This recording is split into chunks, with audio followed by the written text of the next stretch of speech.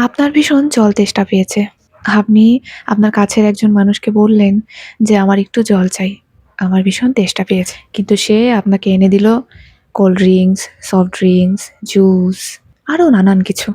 আপনি খুশি হলেন, বললেন ধন্যবাদ। কিন্তু আবারও আপনি বললেন, "আমার খুব তেষ্টা পেয়েছে। একটু জল দেবে?" কিন্তু প্রত্যেকবারই আপনাকে cold drinks, soft drinks, juice দেওয়া হলো।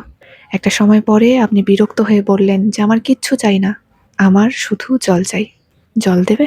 এবার আপনার সেই সামনের ব্যক্তিও ইরিটেট হয়ে গেল। সে মনে মনে ভাবতে লাগলো, এত কিছু দিলাম, তারপরেও কমপ্লেন থেকেই যায়। আর আপনি ভাবতে শুরু করলেন, হয়তো আপনারই দোষ।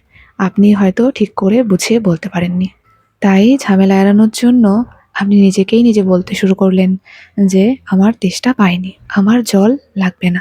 কিন্তু ভেতরে, ভেতরে আপনি জলের অভাবে মরে যাচ্ছেন।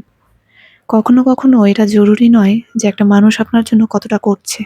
জরুরি হলো সে আপনার প্রয়োজনগুলো বুঝতে পারছে কিনা।